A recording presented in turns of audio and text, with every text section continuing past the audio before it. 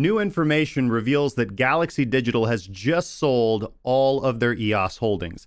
Is this a sign of future trouble for the weathered blockchain, or is Mr. Novogratz just falling victim to market panic? Meanwhile, over in Bitcoin Wick City, the struggle for market dominance continues unabashedly and unabated. What is the best setup for today's volatility? Stay tuned for another exciting episode of Breaking Bitcoin.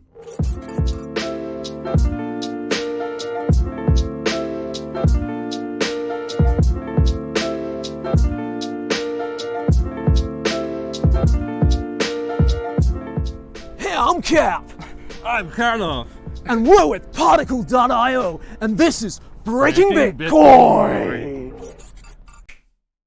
Hey guys, welcome back to another episode of Breaking Bitcoin with your host, Justin Wise, lead analyst and senior mentor at CrackingCryptocurrency.com. Hopefully you guys are doing fantastic wherever you happen to be tuning in from, whether you're watching us from across YouTube, Twitch, DLive, Facebook Live, or Roku with the Investor News Channel app. It doesn't matter. Pleasure to have you with us here today as we break down the markets and give our thoughts and analysis on what is currently going on. This is, of course, your daily source for market updates, sentiment, and news for traders. Again, we've got a fantastic show for you guys today. If you want to support what we're doing here, make sure to subscribe. If you're watching us on YouTube, give us a follow and share us around over there on Twitch and DLive. Highly appreciated. And huge shout out to everybody watching on DLive today, as we normally do. Going to make sure I load up that chest here in just a second.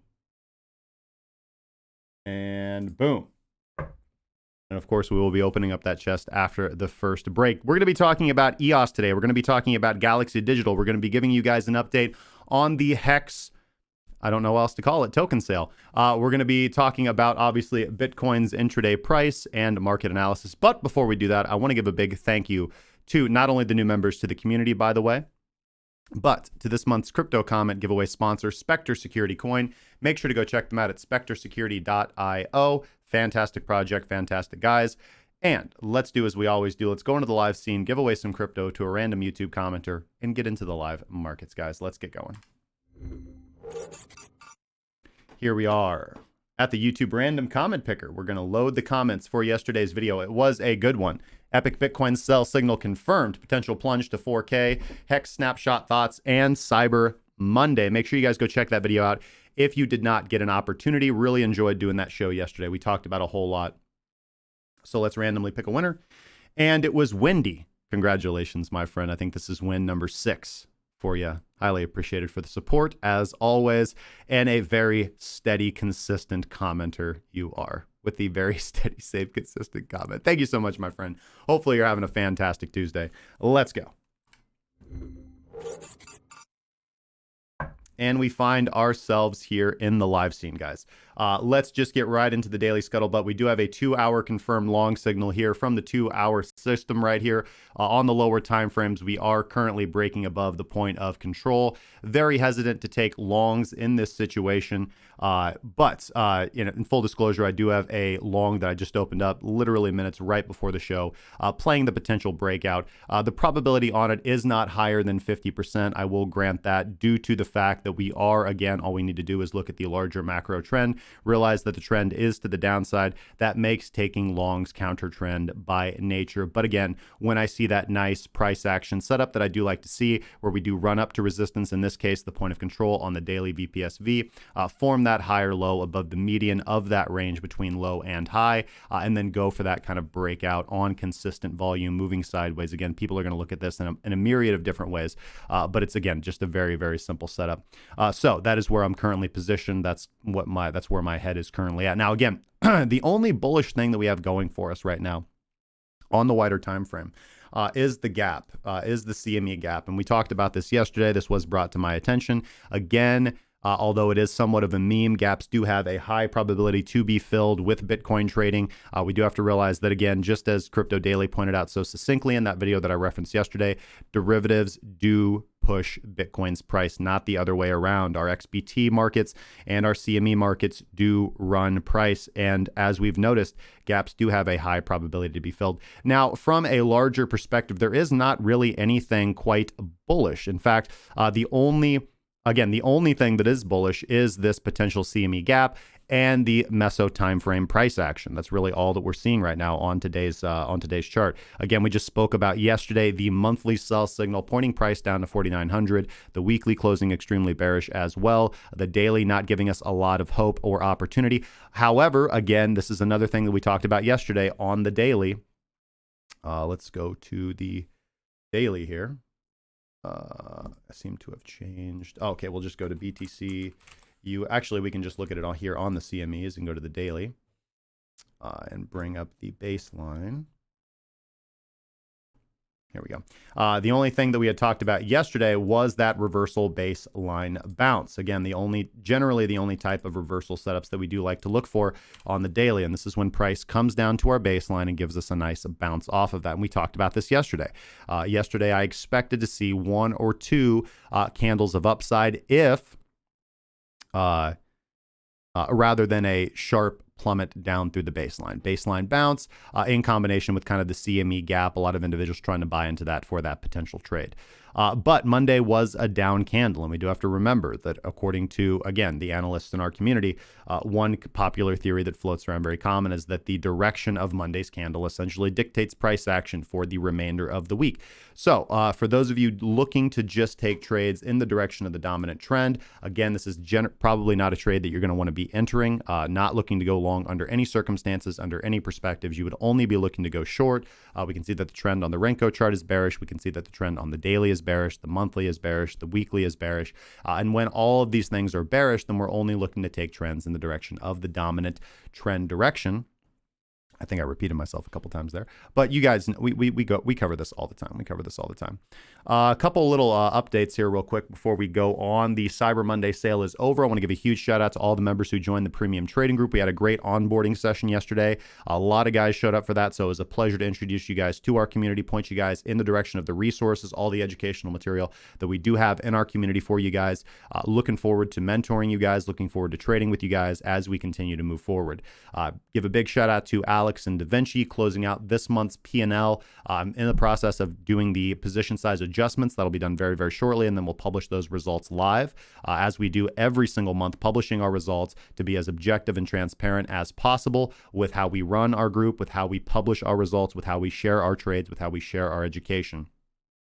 So be looking for those on Twitter. We'll also be talking about them here on the group. Initial results are looking at roughly individual trader, myself, about a 30% USD P&L for the month of November. Good month for me. And for the other traders, right in that same ballpark as well. Again, I'll have the finished numbers tonight. I'll finish up that project tonight, and then I'll have those results. We'll probably talk about them on the stream live tomorrow, and we'll also be publishing those on Twitter once they're done. Scott does a nice job of compiling the data and making it very accessible for you guys. Website Discord integration is done. I want to give an announcement, obviously, to the premium members. This was announced in the Discord, but you guys do need to go to the website if you are a member and log into the website via Discord by December 8th. The new system is automated. We do have a new auditing script that manages all our permissions, not only to your educational content, but also to the premium channels on the Discord. And we do need to get all the members into the new database so that everything can be automated. So please make sure that you go to the website and log in by December 8th so you do not experience any delays in your service. If you guys have any questions about that, just feel free to message me, and I appreciate your patience and cooperation in advance. The new cryptocurrency interview and insights video with Silvio Macaulay of Algorand should be out in the next couple of days, uploaded to the YouTube channel. Really excited about that. Again, very hot on its heels are going to be Samson Mao, my interview with Samson Mao at Blockchain Week, and Naomi Brockwell. That will be coming out as well. Following that, we're also going to be having, obviously, interviews with Pi. We talked with Casper Labs. We talked with Zcoin. We talked with the Bitcoin and Friends. By the way, if you guys are fans of the Bitcoin and Friends show, as I am, good guys, good people, great show, funny as all heck. And if you don't know what I'm talking about, go to YouTube and just type in Bitcoin and Friends and watch that. It will change your life. It's also great. It's funny. It's educational if you don't know the history of Bitcoin. But they pitched the show to Adult Swim, and they had the beta, I guess, premiere. I think it was Sunday night. It was Sunday morning, Saturday night at 2 o'clock Eastern Standard Time. So you were able to catch that on Adult Swim if any of you degens were up watching that.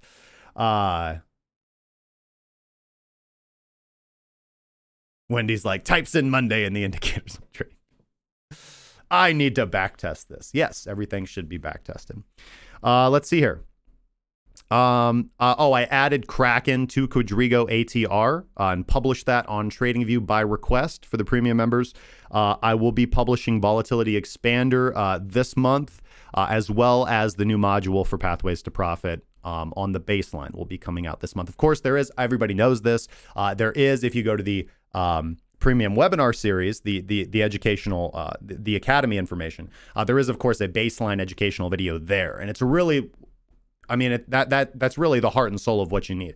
But obviously, as we do, we're going to be compressing that and compiling that to directly correlate to not only the Pine scripting and the algorithmic backtesting that we've learned to do in the course, but also the manual backtesting and just overall strategy construction that we've learned in the course as well. So I want to make sure that I correlate that. I also have compiled a lot of good FAQs. Again, most of those are answered in the VIP Ask Me Anythings that I've done. And already in the existing literature that we've published in our course. But it's just a good opportunity for me to make further educational videos, as well as I'm going to be doing another module on Pine scripting this month as well. So really excited, guys. We've got a lot coming up. Really looking forward to our growth and progress this month. And again, just continued strength and profit, guys. It's a good month. Looking to close out December very strong. 2019 has been a fantastic year for us. Myself, obviously, as a trader, and for our community as a whole. We've just grown and grown. Introduced a lot of new guys, and it's just been a pleasure, honestly, to walk so many. Granted, more gentlemen than ladies, but a few ladies, in the process of creating back-tested and consistently profitable algorithms and strategies and setups, and just teaching them, not only the psychological discipline, but the patience and mentality that is required to be a trader and be successful in this field. So I'm really excited for our continued progress in 2020. Obviously, we've got some very exciting things coming up. We've got the halvening coming up. We just need to get through this monthly sell signal. We just need to finally bottom out, get a nice spike down to the $4,900, $5,000 region, shake out the weak hands, and we can progress as usual as we do. Need to get me one of those ByBit Brawl sweaters. Actually, yeah, get a please, yeah, Jason, get a hold of me, man. I can get you one. All right, so let's man, busy day in the chat today as well. How are we guys doing? Let's do a little roll call here to the chat. Mr. Ether, what's up? Treese, crypto comedian Treese, good to see you, my friend. Mr. Ether says you are the product of the 5 people closest to you. Does it count if they're YouTubers? Yes, it is. Bob Smith, thank you so much, my sir. You are awesome.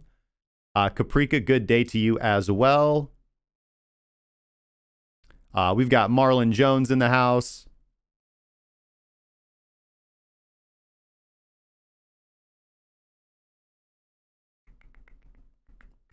Bob Smith says, is it possible for the cost of mining 1 Bitcoin to far exceed the price of 1 Bitcoin? For how long would this be able to go on? For 2 weeks until the difficulty adjusts.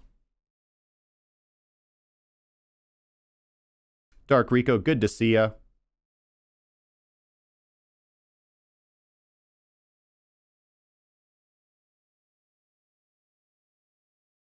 John McAfee said the last Bitcoin mined will cost $7 billion to mine. Do you think we're on pace to reach a $7 billion Bitcoin by the time the last Bitcoin is mined? I don't really have a firm comment on that. I think that if we ever reach those meteoric levels, then the Matrix meme again becomes very, very, very cogent to what is happening when we talk about Bitcoin and the global economy. Where you've heard the meme where the gentleman is being taught about Bitcoin and he says, "Wait a second, so you mean to tell me that one day I can take these Bitcoin and trade them in for lots of cash?" And then it switches to the other guy, and the other guy says, "No, Neo, I'm telling you that by the time you're able to." Or what does he say? He says, "No, Neo, I'm telling you that when you're ready, you won't have to." So I think if we do get on pace to reach a $7 billion Bitcoin, then the term $7 billion Bitcoin will not mean anything, right? Of course, it'll still be tradable against an asset. I don't think that Bitcoin is going to replace all forms of currency around the world. I think that it's going to be in its proper use case and when globally distributed and globally adopted, it's probably going to be the go-to store of value for final settlement. I think that large institutions or large settlements will occur with Bitcoin, and we'll either have secondary solutions, either second layer solutions very similar to the Lightning Network, or we'll even potentially be utilizing other coins, either that run on top of the protocol or that run subsidiary to the protocol with oracles when we get that figured out. What the future holds for us technologically, I don't think that any of us have the capacity to grasp how drastically the world will change. If you just go back 20 years in human history, it would be fairly unfeasible to understand cloud storage, to understand streaming, to understand, mobile technology, to understand, understanding what we're starting to learn with quantum physics, to, looking at singularities in artificial intelligence, in, genetics, what's happening with CRISPR, for example, and genetic modification. And that's a reality that we're going to be dealing with nanotechnology. Looking at the, active eradication of disease, looking at the active eradication of illness, battling the aging process.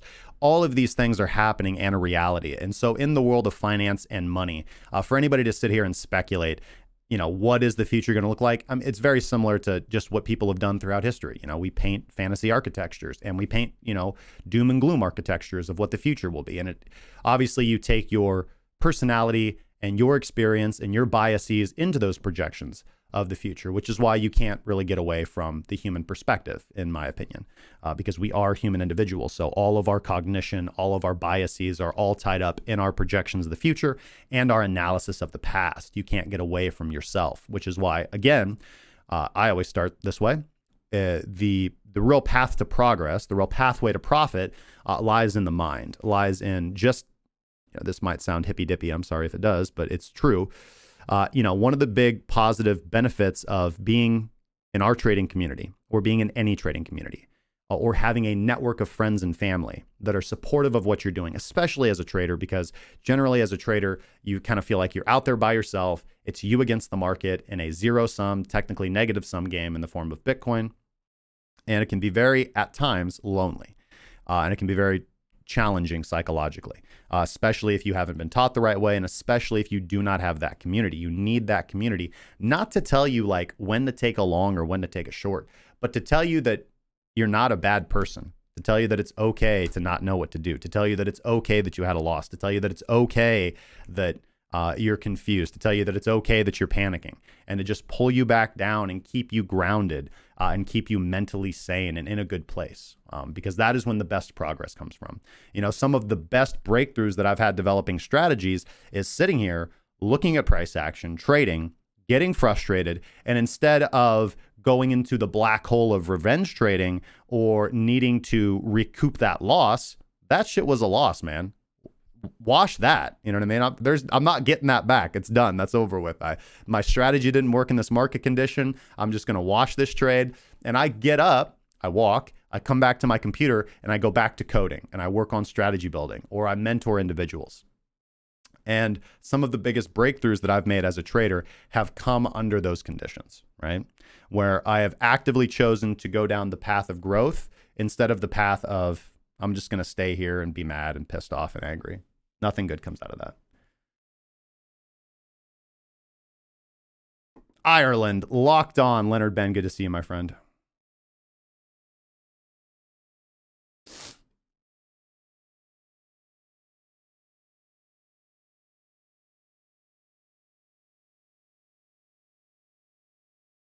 There it is again. Just letting you guys know in advance, I did not sign off on that copy. TA Master J's flow. Feel the flow, yo. Just ride the flow, man. Moonshine Fuel asks if I am claiming my hex. I don't have any plans to claim my personal hex right now. It seems that I was incorrect about the snapshot date, so my bad on that one. Which kind of lets you know that I really wasn't really interested in hex. Really one of the only reasons why I decided to take a look at it, because, I saw the fervor in the community. I wanted to make my opinions on it known. Again, I don't see any evidence that hex is a quote unquote scam, right? The fact that you can send Ethereum in return for the Hex token concerns me for the same reason that it's always concerned me for all ICOs. Obviously, that just creates an environment where fraud is possible. I don't see anything on the surface from what I have seen and understand and read about Hex that makes it any more of a scam than anything else, right? In fact, and I don't think that Richard Hart is a scammer, right? I think that he is an honest shill, right? He's very upfront about who he is and what he does, right? Which puts him firmly in the gray category in the middle, right? And not in the dark black hole of individuals that are known to just lie, cheat, steal, and take your money and run, right? Again, my word on this isn't gospel, but I do not have any plans to claim my personal Hex. And for me, that's the concerns that I talked about yesterday, right? One of the primary reasons I hold the amount of Bitcoin that I hold in cold storage is to have unconfiscatable funds. And I have no desire to reveal my UTXO splits and associate it with an Ethereum address on the blockchain on Ethereum, right? I've taken great pains to do my Bitcoin holdings the proper way, as insofar as acquiring the Bitcoin, insofar as storing the Bitcoin, insofar as not associating UTXO splits. And that's all for my personal privacy and security. And I have no desire to undo several years of work to get some free Hex, right? In fact, and again, I said this yesterday, and again, for the same concerns, if I were to get Hex, I would most likely send Ethereum to get Hex, right? And I'm not recommending anybody does that. I haven't done that. But on the same table, I'm not saying anything negative about Hex. I don't see anything negative about it. I actually think it's kind of interesting, right? Like, it's a very in-your-face, blatant, pumpamentals built into the coin. Let's pump this shit to the moon. Let's all get rich. And the dudes are being honest and open about what it is and what it's designed to do. So, could it be the biggest take your money and run scandal? Absolutely could. Am I not participating because I'm overly concerned about that? No. I mean, if I were to participate in something like Hex, I'd throw throw a small like 1% or something, 0.5% or something of my portfolio into it. It's, it's the moonshots. You throw your moonshots in, and if Hex is your moonshot, more power to you. I don't have anything actively negative or positive to say about it, to be quite honest.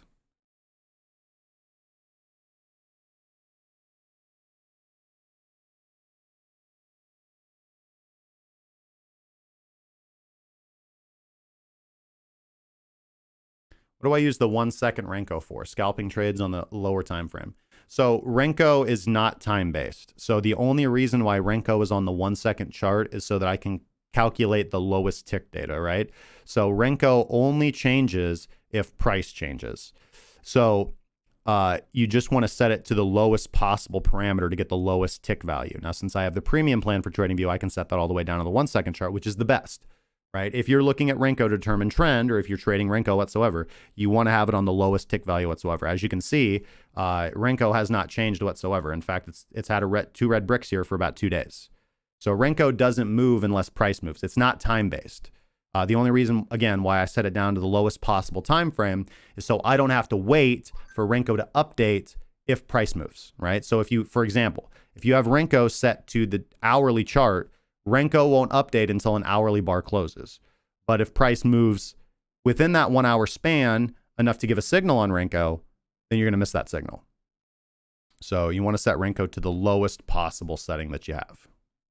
Always.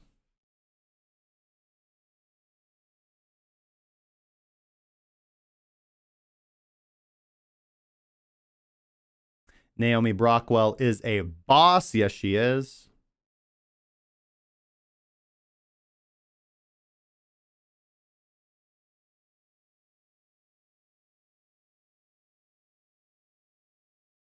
So Bob Smith, again, I'd recommend that you go do a little bit of reading on how Bitcoin difficulty adjustment works. Something that we've talked about for a while now is this indicator right here, which is hash ribbons. We are actively in a period of minor capitulation right now. So this indicator right here, the hash ribbons indicator, this monitors when daily hash rate falls underneath adjusted difficulty level, meaning that miners are unprofitable. And weaker miners are having to sell excess Bitcoin to be able to keep their operations afloat. It can take 2 weeks to a month for difficulty to properly adjust. Difficulty adjusts dynamically every 2 weeks. But what we've noticed historically is every time, this is the 10th signal in Bitcoin's history that we've gotten. And it almost, with the exception of one signal, has always led to a violent capitulation to the downside. And this lines up very nicely. I just got a little spittle on my mic. This lines up very nicely with the monthly sell signal that we just got on November's monthly close with our Quadriga stop and target system pointing us down to 4,900. So I am definitely of the macro opinion that we are quite bearish, that we will break down from this level. That is, again, as all things, the market is dynamic. That is subject to change. We could have bottomed out. Again, we got the capitulation signal right here on November the 19th. And we had a very large movement to the downside. This could be the local bottom, right? Some other things, BitMEX funding has not spiked significantly to the downside. Some people are considering this funding spike to the downside an outlier. And one thing that we've noticed is when funding spikes dramatically in one direction, it's often a counter reversal signal. But it's not very clear at this point in time because it's not, if you zoom out, it's not a dramatic outlier. So for me, the most important thing right now are just the monthly technicals, giving us overall direction. And then anything that I'm managing as far as trading is being done right here and through PTP, my daily scan of the markets with my PTP structure, which you guys can see over here. But again, just full disclosure, my entire position is fully hedged to the downside. I am cash based neutral. So that means I can take trades to the upside right now. I can take trades to the downside. The funds that I have on ByBit available for trading are hedged up.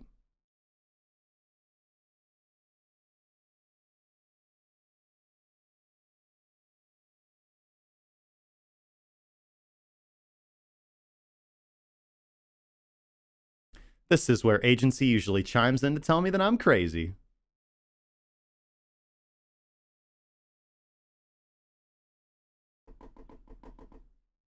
Ben Jai, good to see you, my friend. And I apologize, Mr. Smith, if that came off disparaging or I was like, yeah, you needed to go do some more fucking research, bro, before you come on my live stream asking questions. I didn't mean it that way whatsoever. In fact, thank you for the questions. They were great questions. I love the opportunity to kind of just share my opinion, my thoughts, my analysis on the entire situation.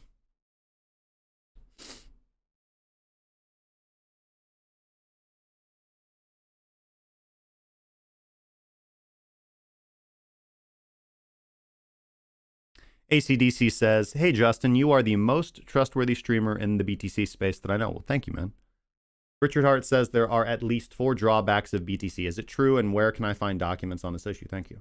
There's a lot of drawbacks of BTC, obviously, and it just depends on like what your overall perspective is. Like for example, if you really feel that the public blockchain should not be public, then that's a privacy and security concern for you. There are issues, again, we can go back to that old tired scaling debate, which, for some people is not old and tired. For some people, that's a hill to die on, right? Obviously, the entire community split. That's why we have Bitcoin Cash. And then what's come out of that catastrophe is the Craig Wright disaster and Bitcoin SV. And now you've got a horde of idiots running around thinking that that's the future. And maybe they're right. Jack said it very succinctly. The next block is going to be mined in 100 years. At the end of the day, you have to pick your ponies and ride with them, man. And, been riding with Bitcoin for the last 3 years, and nothing's fundamentally changed on that. You do a lot. Your headspace is a lot better if you just keep it simple, man. Just keep it simple. Bitcoin's the most liquid asset. I'm able to make a very comfortable living trading Bitcoin and trading the cryptocurrency markets. I've added other asset classes into my strategies as well, which allows me to be more diversified. I've been very disciplined in my approach to financial frugality and savings over the past few years and built myself a dividend stock portfolio that pays passive income.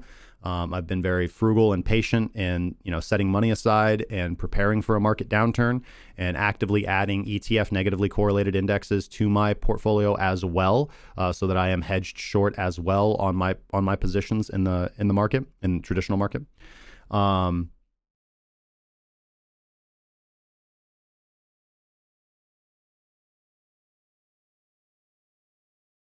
So scaling, the law of diminishing returns is potentially something here.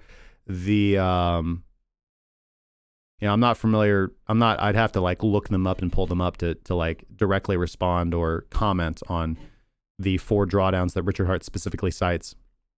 But yeah, I mean, depending on your perspective, there's all kinds of drawdowns. But for me, it's very, very, very simple. The reason why, again, full disclosure, I got involved in Bitcoin for the gains, stayed for the philosophy. And, for me, what really, really sold me, man, was the reality that it's unconfiscatable, that they solved the double spend problem, that it has the network effect of being the first cryptocurrency, that it has some of the best development, it has some of the best, the best community is around Bitcoin. Although at times it has gotten a little toxic, and the community is different from what it was prior to 2017. Absolutely, I've talked about that before on this stream.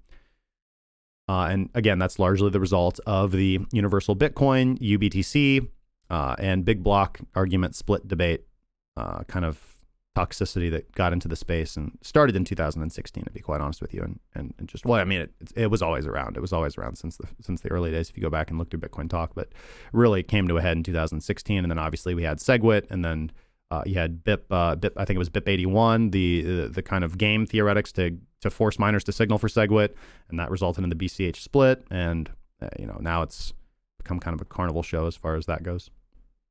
But Bitcoin has just continued to charge on unpronounced, and it's getting more institutionalized. It's getting picked up by more firms. It's getting picked up by more funds. It's getting picked up by more endowments. It's gaining market traction. And what's happening to BCH? I mean, am I incorrect, or did like Binance delist that? I don't know. You guys tell me.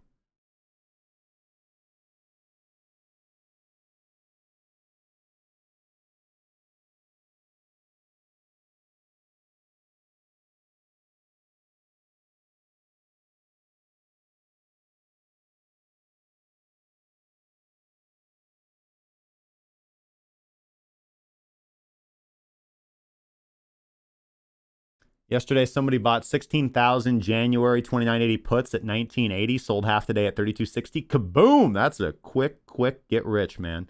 Davinci, good morning to you, my friend.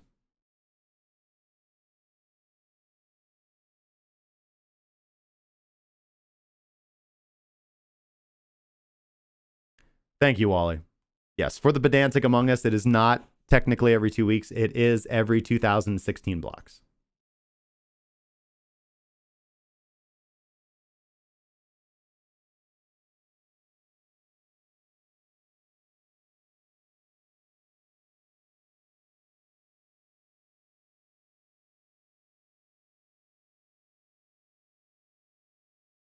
Yeah, and of course, it's hard. I mean, the name's also cool, man. Bitcoin.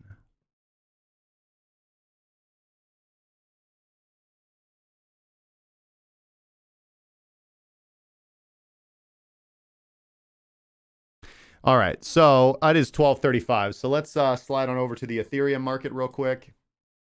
Do we see anything over here for Mr. Ethereum today?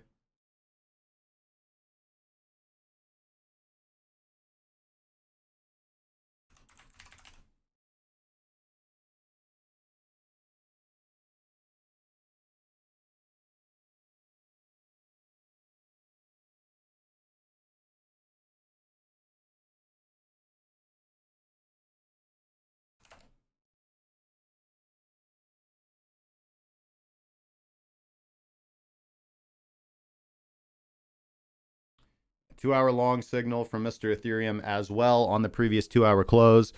Very similar to the setup that we actively took on Bitcoin right now. Again, larger trend remains bearish. And I guess just the interesting thing intraday is this kind of same activity here where we do have this sweep of the previous lows right here. Funny enough, kind of running up into this VPSV node. It's where we end up bottoming out, and we have this nice charge up to the day's point of control, consolidation at the point of control, and consistent volume moving sideways. Very similar to what I kind of pointed out and talked about here on Bitcoin already. All right.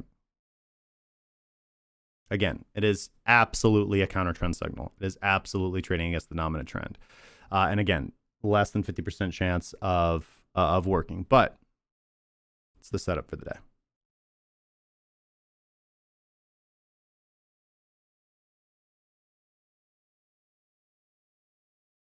Yeah, wrecked Magic the Krakening.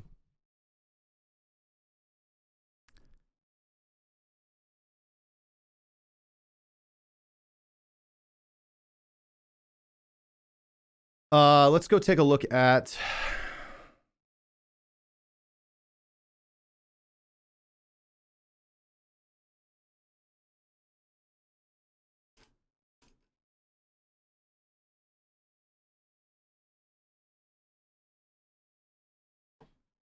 go take a look at the other majors today.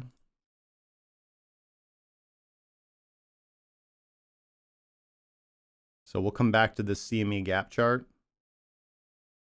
And I think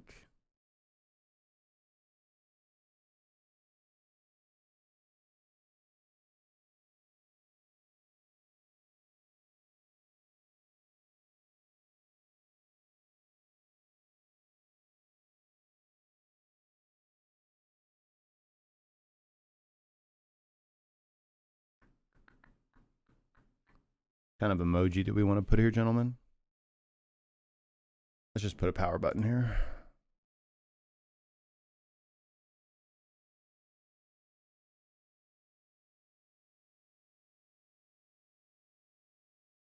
So again, just being very, very consistent with this, that refill of that CME gap is, for me, a beautiful entry for a short. It's a retest of LTF, retest of supply.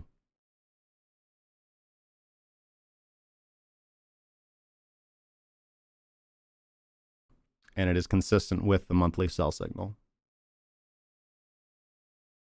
So we'll see. We'll see if the meme holds true. That's literally the only thing. That's the only larger perspective thing that's bullish.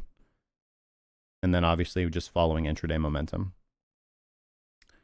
Let's see here. Let's go take a look at our other majors here today. Not really interested in trading any other ByBit pairs. Again, not only because of the EOS competition, but yeah, so here's Bitcoin, here's EOS. Again, they're absolutely the same. Do you guys notice any difference here? With very slight nuance and structure.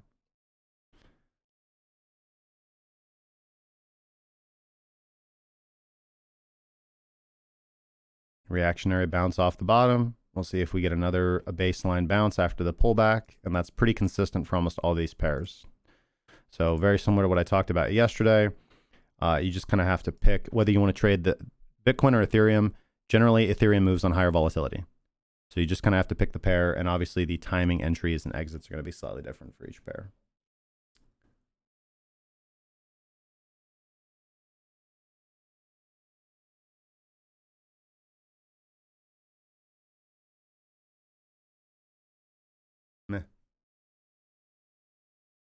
Thank you so much, my friend. Can I check DNT, Mr. Davinci? Absolutely. Android Iffy, thank you so much for the subscription, my friend.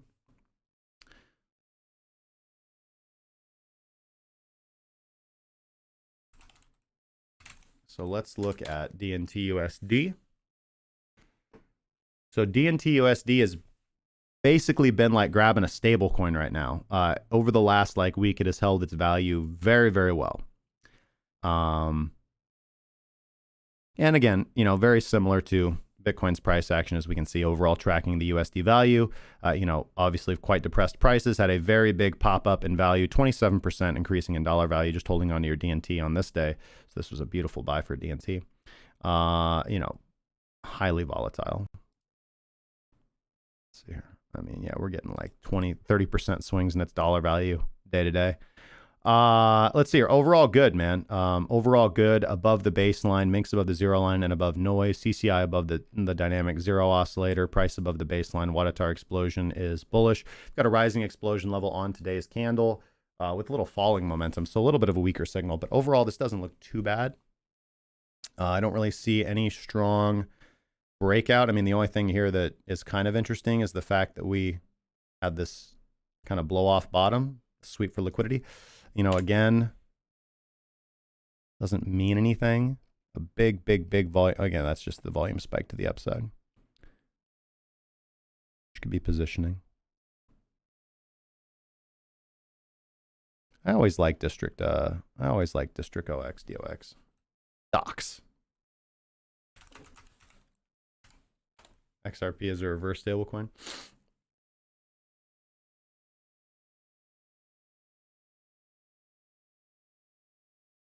Yeah, nice movement there from its BTC value as well, and holding that value relatively well. So it doesn't necessarily look extremely bearish. I don't really like big wicks like these because it just seems like they're very, very hard to get over.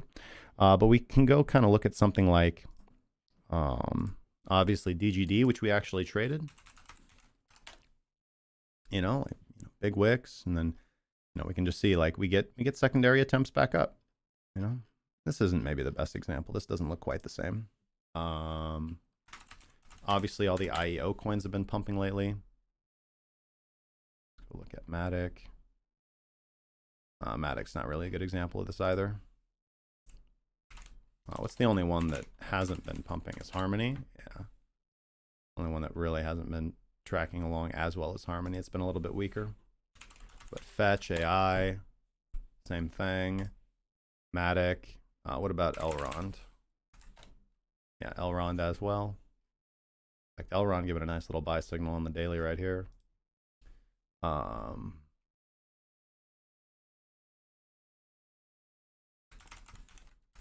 to DNT for you.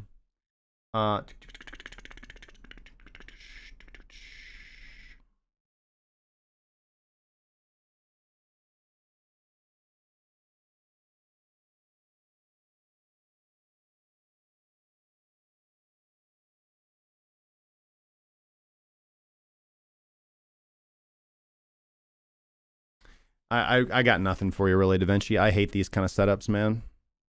It's hard for me to pick something out of this.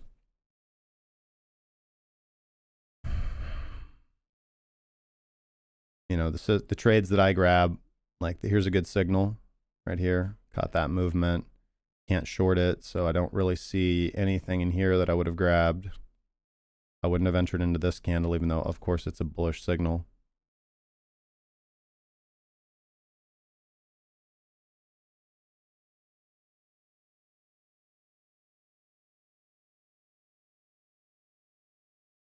Yeah, I think from the larger perspective, and this is kind of have to come with the larger altcoin market. It kind of looks similar to a lot of these where we do have a consistent level of resistance. You can see it with VPVR as well. What in the future we're going to look back on potentially and refer to as either our accumulation zone. If price breaks up above, you can kind of see this barrier of resistance that I've charted out for us here, which is where we have sold off into. Or it's going to be our overhead resistance that we were unable to break above, and this was a redistribution zone if we check back in 6 months and the chart just continues to move down, because that is an absolute possibility. So really looking, from the macro scale, looking for that broader breakout. I don't really have anything for you intraday, man. I don't really have a strong opinion on this one.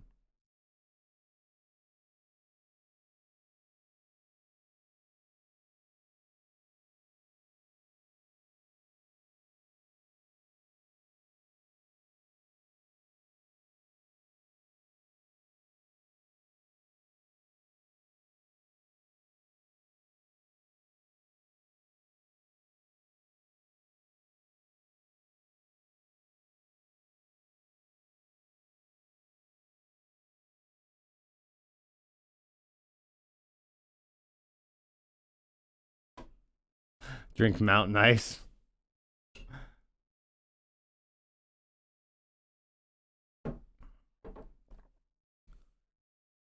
JS says he finds it ironic Bitcoin being used this way. Was it not an attempt to get away from people that melted down financial systems like day traders with massive leverage? Well, I definitely don't think it was day traders that melted down the financial system. That was more actually a structural scam of selling absolutely the highest risk investments and repackaging them as grade A securities and selling them to pension funds and endowments. But I think that people who have that idealistic view of what Bitcoin is or what it was intended to do, it was developed to be sound money. It was developed to be unconfiscatable money. There's nothing in that kind of contract or ethos or philosophy that prevents it from being speculated upon. Speculation is an absolutely necessary part of any capitalistic market, of any free choice market. You're going to have speculation. Liquidity drives price. Price drives emotion. Emotion drives buying. Buying drives adoption. So, I actually view what I do quite positively. But, I guess it just depends on one's perspective. But if we want Bitcoin to be globally adopted, what gets people to buy Bitcoin and get involved in the community? When the price goes up. Who makes the price go up? Speculators. You're welcome.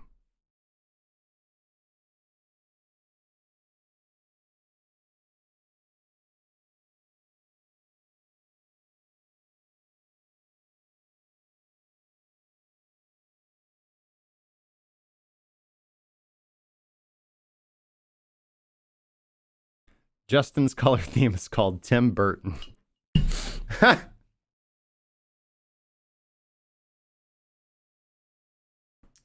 Go Bitcoin, go Bitcoin, go.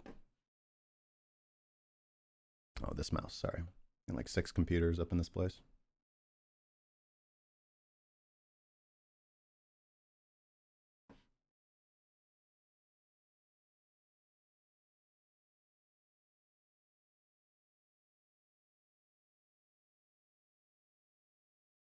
Hey.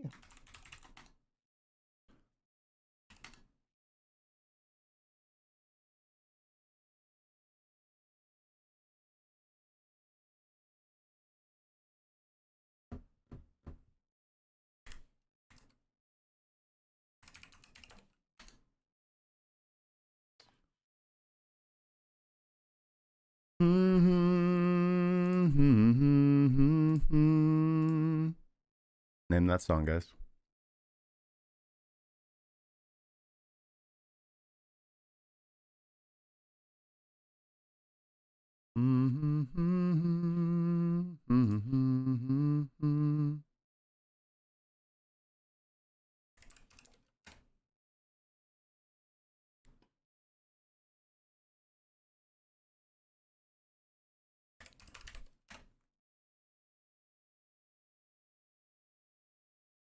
Whoever's buying Tezos up right now, whoever's pumping Tezos, I hate you.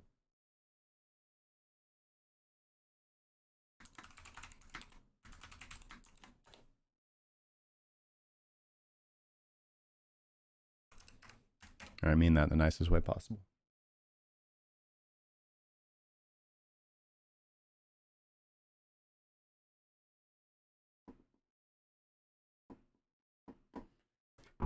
Davinci, excellent, man.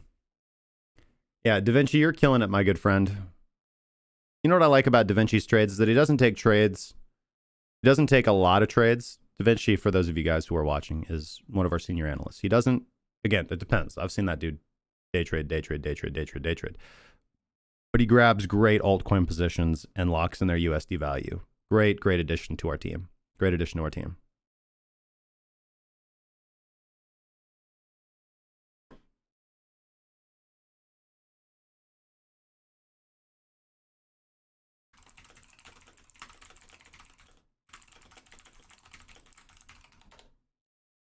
Wally, I'm gonna need you to stop buying that Tezos, man. You're messing with my money right now, bro. Nothing personal.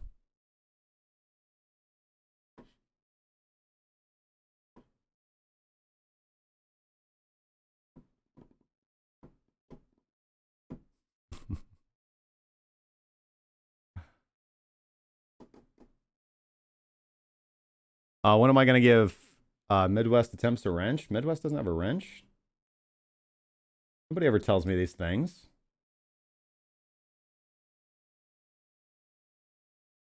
I'm on it.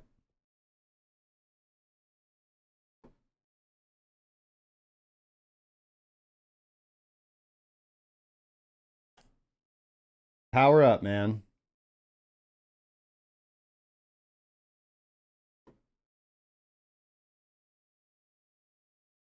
It is 12:51. We're going to come back from, when we come back from the break, we're going to open up that chest. My homies over there on D-Live. Am I not getting, okay, there we go. Thank you so much, Forza World. Highly appreciated, my friend. Okay, Discord's the only one that I'm not getting in. I'm going to have to fix that webhook.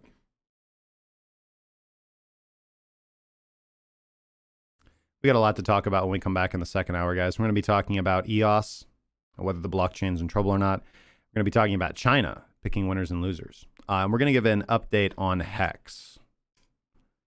Because, you know, what I do is I look at the blockchain. I look at cui bono. Where is the money going?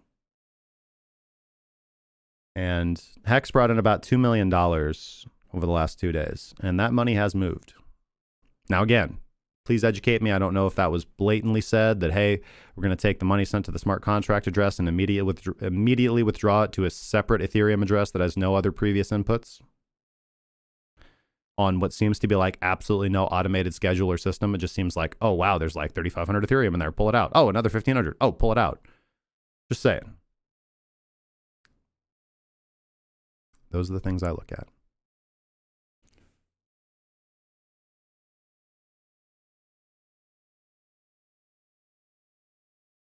Let's go Bitcoin.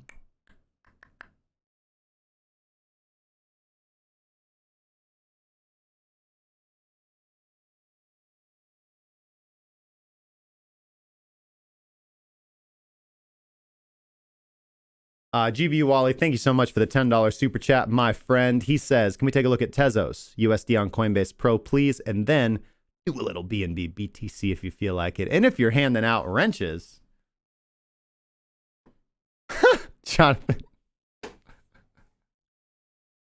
Jonathan says, I missed the first half. Should I buy at the top of the candle before the downturn? Like I normally do? Come on, bro.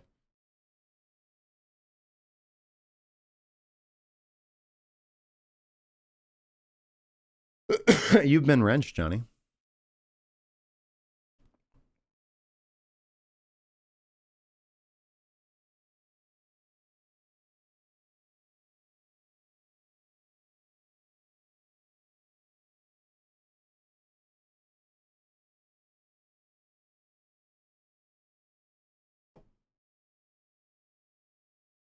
See where that line is on my chart? 73.86. That's where I'm going to take a little profit.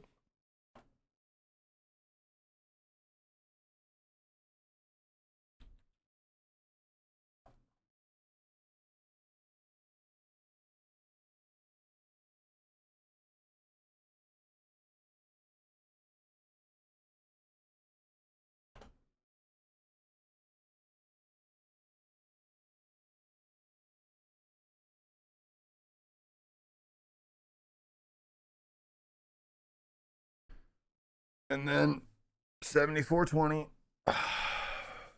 which is the 2-hour exit signal, which is the 2-hour, sorry, TP1.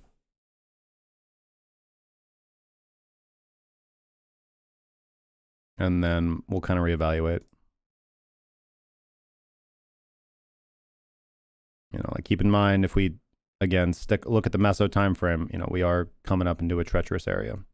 But, you know, the lower time frame's looking pretty good. You know, we consolidated right over VWAP, consolidated right underneath the point of control in this nice little breakout. We've seen the point of control shift up, shift up, shift up, shift up, shift up, which is good to see. It's good to see.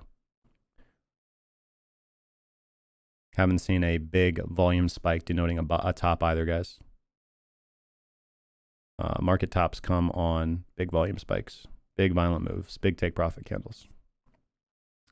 And if you don't see those, and the market's choppy and rangy, then you don't really need to flip your position. You can, but generally the spread, the edge is going to be pretty small. Like just scalping the range, it's generally not profitable unless you have a bot. And then you kind of have to like, you know, like literally plug your server right next to BitMEX's server or ByBit's or whatever platform you're trading on. Scalping is not profitable for regular traders. You just wait for the opportunities, guys. Big moves come after big volume spikes. You can see here that we've had a shakeout of the longs, a shakeout of the shorts, reconsolidation. Things look fairly bullish right now on the LTFs and on the meso time frame.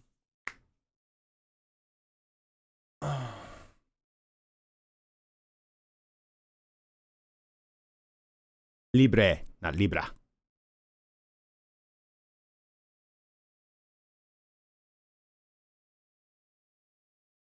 Tezos from Mr. Wally. Before we go to break. And then when we come back. So,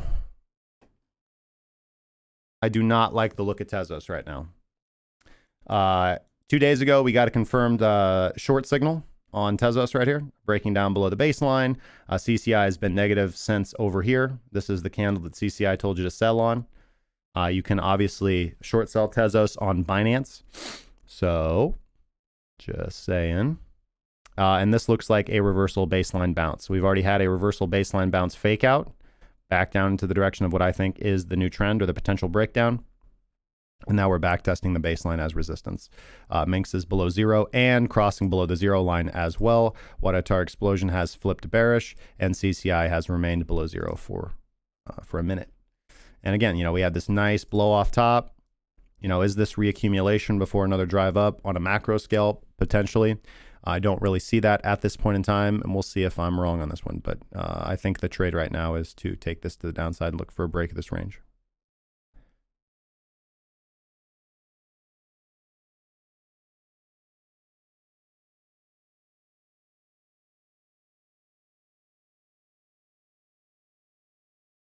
Other than that, we don't have a lot of data. Not from Coinbase Pro. We'd have to go to like BitMEX, I believe. Get a little bit more market data here.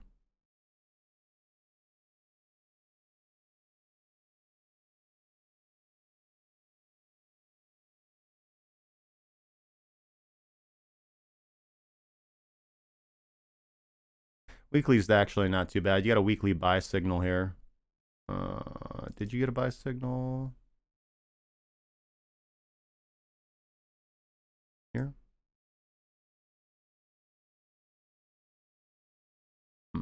No, you'd had to wait to that big old dumb explosion on the weekly. Really has not moved in your favor yet, but the weekly would still have you in a long trade. So yeah, potentially we still have that weekly macro bullish trend. Daily looks freaking ugly though.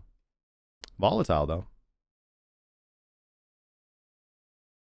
Sometimes I feel like that meme. I'll show it to you guys when I come back.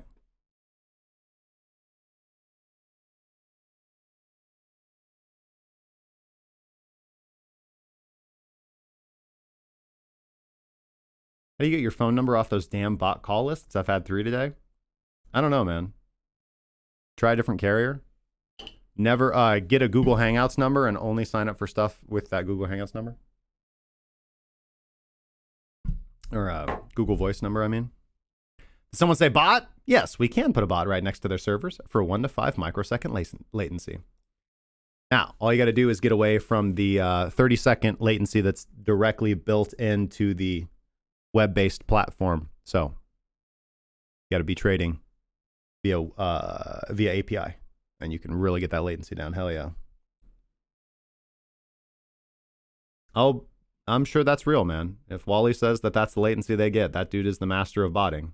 He knows.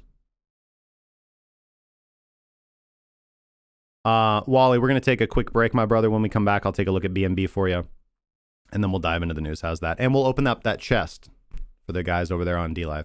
Thank you guys so much for your continued patronage and watching. We're going to have a fantastic second half back of the show.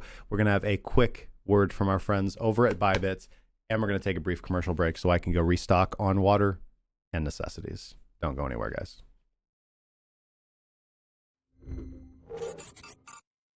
This is Jason when he first learned about Bitcoin margin trading on BitMEX. Why? Why? Give it back! Give it back! Oh, give it back! This is Jason 6 months later after signing up for ByBit with the Cracking Cryptocurrency referral link found in the description below.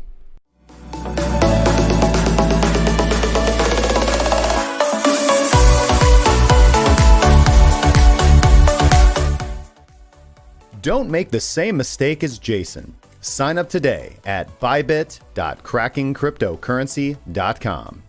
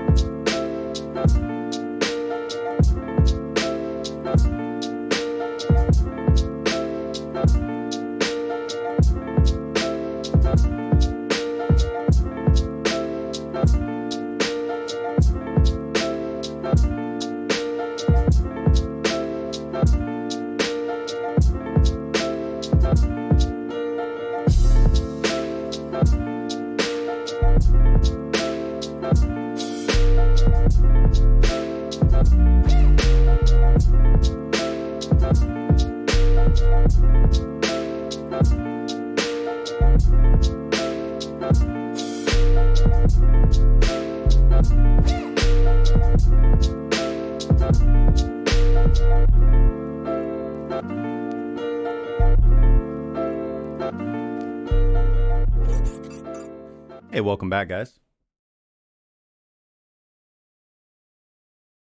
All right. So we did want to take a look at BNB BTC, but first, for the D-Livians over there, a little chest distribution, I do believe. While that is warming up, let's pull up the BNB chart. BNB chart looks good, man. I am currently long on BNB. I took a 2-conf reversal setup on BNB. I think that would have been several days ago now. I am just now coming back into the profit on BNB. Here was the conf signal, the 2-conf signal, closed above the baseline, and doji candle, and that's price action analysis, and Minx crossover right here. Minx crossover right here. Sure, a little baby bit of bullish div, but that didn't really factor into my analysis one way or the other. Really, this wick I was kind of keeping my eyes on. I like that. Overall, BNB is a good one, man. BNB is a pretty good price appreciating asset. It's strong. Been in a pretty strong downturn. I don't know why all these lines are on my chart. None of them mean anything to me, to be quite honest with you. I think the only one that I thought was interesting. Oh, look at that. If we do it logarithmic, it's different now. Lines are silly. I think I drew this line to highlight a point. Oh well, you can draw another line now. Lines are silly. Price doesn't care about your lines. But yeah, just overall, I think BNB looks good. I think it looks pretty low. Come down to a level of demand. Let's take a look at VPVR. That's VWAP, sorry. That's VWAP too. Why do I have 2 VWAPs on here? That's silly. There we go. It's a little much.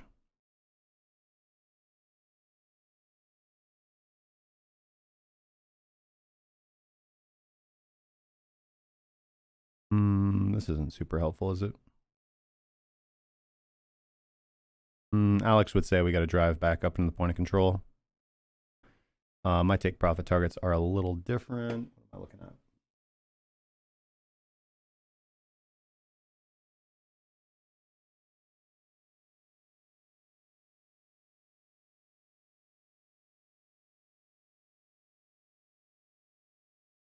Like 230 initially, 230.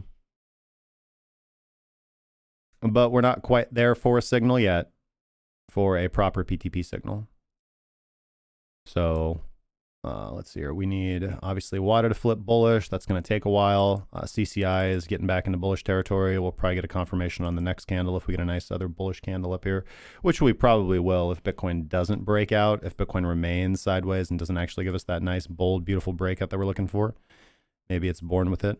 Maybe it's just chop type situation. All right. Thank you again, man. Highly appreciated. Hopefully that was helpful. All right, guys. Now, got a lot to cover. We're going to be talking about EOS. We're going to be talking about Galaxy Digital. We're going to be talking about China. We're going to be talking about all the stuff. So if you came for the news, now is the time, guys. Let's get into today's Crypto Currently segment.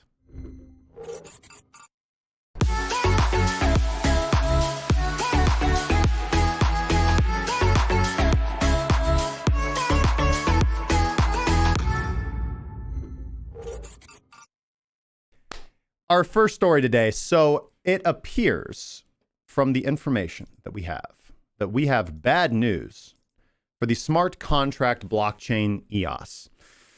And that bad news continues to mount. So Galaxy Digital's Q3 figures show that the fund, the very popular meme Galaxy Digital Mike Novogratz fund, has sold all of its EOS holdings.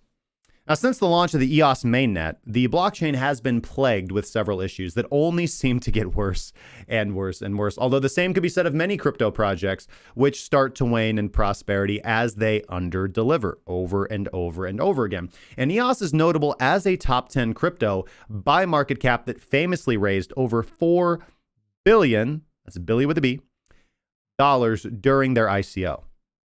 Now, EOS has a delegated proof of stake model, and that has run into trouble as well with lack of voter participation on the network combined with known vote buying fraud. And this has led to a centralization of Chinese block producers being described as a cartel, centralizing EOS validation and infrastructure predominantly in the China geographic region.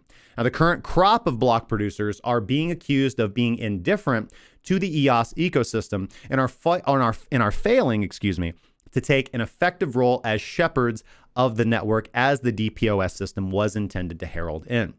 Now, EOS has also seen a slew of developers and their decentralized application projects leave or planning to leave the blockchain with the latest wave of network congestion troubles.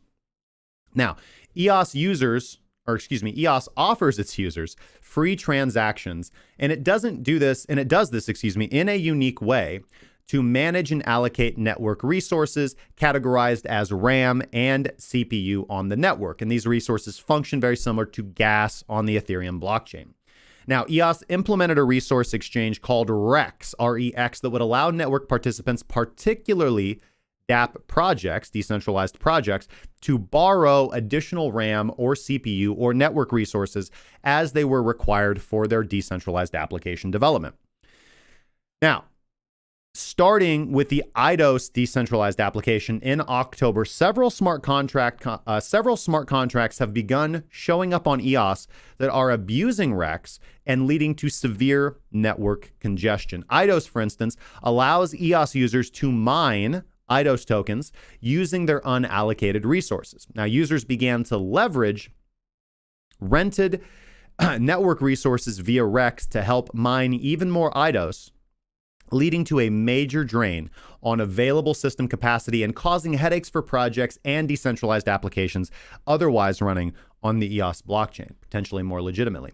Now, last month, one of the leading gambling dApps, EOSBet, sent an ultimatum and threatened to leave if the network congestion issues were not addressed. Karma, a social media decentralized application, announced more recently that they are leaving for competitor blockchain Wax.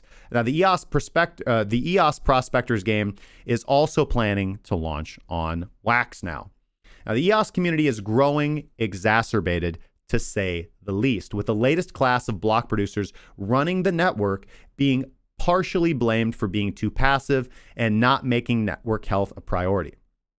Dan Larimer, CTO and chief developer of Block One, which manages the EOS project and codebase, recently came out to address the issue, proposing a new resource allocation model aimed at combating the network congestion plague. Quote, the single biggest complaint is that CPU is too expensive and that it is too unpredictable in terms of how much CPU bandwidth you get at any given time, end quote, Larimer explains in his proposal. Now, he added that the CPU rental market, i.e. REX, has become speculative. And as a result, many people cannot commit enough EOS to reserve CPU. Now, the problem has become so bad that even Ethereum's Vitalik Buterin has chimed in, suggesting EOS considers implementing sharding to solve some of these issues, as ETH 2.0 is currently moving towards sharding and proof of stake to address its own scaling problems. With EOS price currently flirting at all-time lows, community sentiment in its current state of depression, and now even word of Novogratz dumping Galaxy Digital's entire EOS position, does the EOS blockchain find itself in serious trouble, or is this a buying opportunity?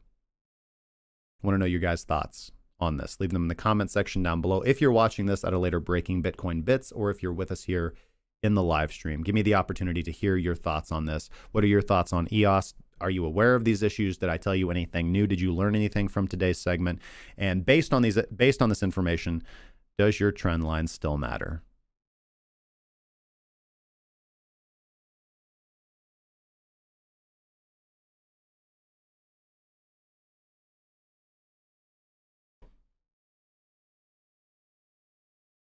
Forza World having another big win over there in the chest. Congratulations, my friend.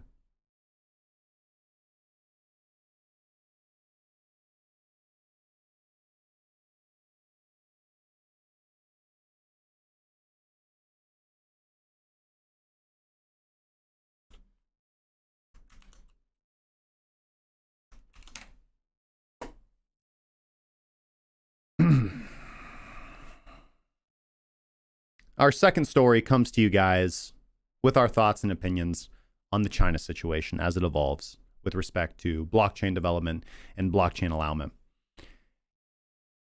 Now, China seems to be picking winners and losers in the crypto space, with a recent analysis of the Chinese crackdowns on exchanges suggesting some operations are getting the government's blessing. OKEX in particular is trending today after its appearance on Chinese state TV overnight. According to Matthew Graham, CEO of Sino Global Capital, currently following the China file, says both Huobi and OKEX will see more favorable acceptance and are being granted some form of institutionalization in China, while Binance and other international exchanges are said to be getting shut out in mainland China, and smaller, shadier operations such as MXC and Biki currently operating in China are getting shuttered or actively having their operations run out of the country altogether. Now, reports in recent weeks of Chinese authorities launching a wave of crackdowns and raiding the offices of crypto exchanges raised fears in the community that all domestic exchanges in mainland China would face the wrath of the authorities. It now turns out that the most hostile attitude was given to small-scale, largely unknown operations. Binance, which was caught in the recent debacle, for now remains cautious on re-entering mainland China and offers its services to the international market primarily. Chinese trading remains relatively active. OKEX still carries above $528 million in daily trades, with days above $1 billion in activity. The exchange also carries one of the most active derivatives markets, recently launching Tether-settled futures. Huobi reported $573 million in volume, also down from their peak activity, however, of course, the exchange has been instrumental in the recent spike of enthusiasm for trading.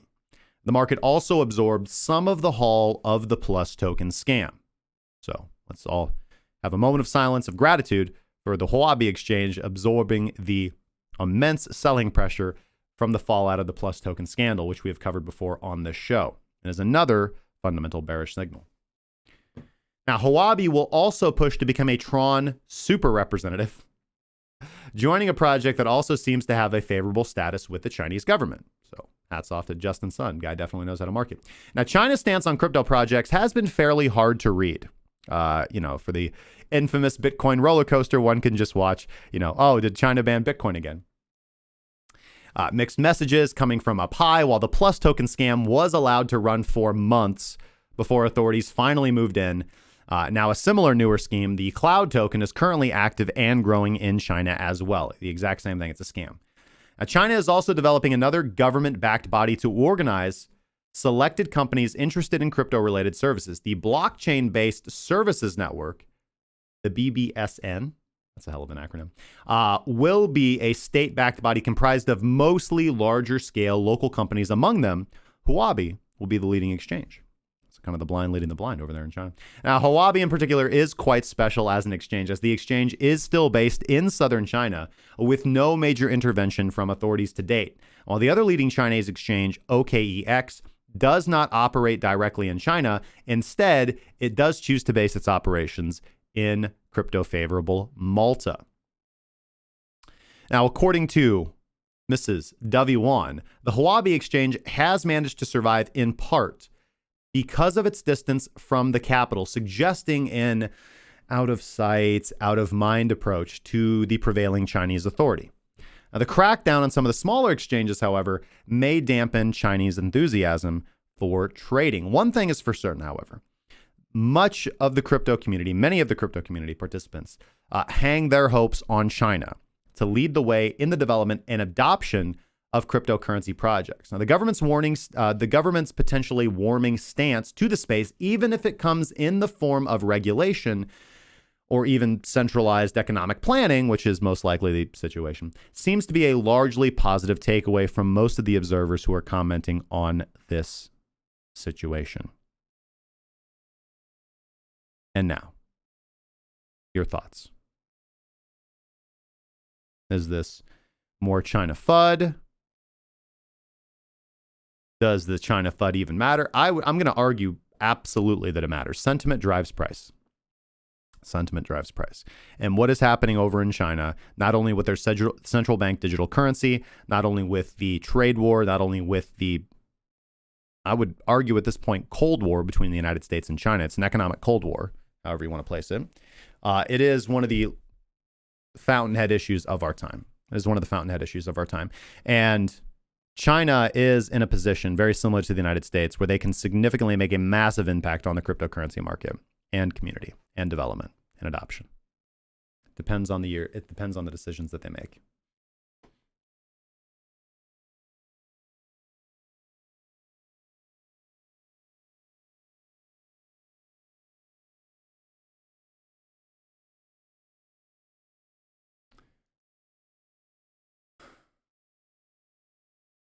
Jack says, as a longtime EOS fanboy, I am also a bit worried and thinking it's time to dump and go full ETH-tard. MT Coiner literally just dumped all my EOS for Bitcoin. Zulu says, thank you. Not a clue that EOS was in deep shit. A possible buying opportunity after the shit really hits the fan. 5 years from now, only 4 to 6 coins will be in the top 10 that are now there too. EOS can be one, which screws up. I hope that it doesn't. Now, our final story for today. We're going to be talking about Bakkt. You guys didn't get shooken out of that long just now, did you?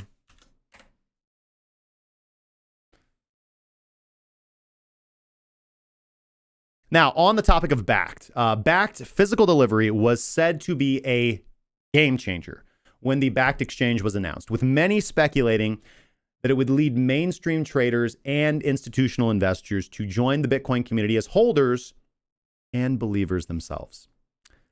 However, recent data suggests that this belief may have been a little unfounded, with most backed futures traders preferring to roll over their contracts before expiration. Apparently, the desire to own actual BTC, even if it is in Bakkt custody, was not as significant as once thought. A recent analysis shows that only 15, that's not 15,000, 1,500, that's 15. It's 5 more than 10.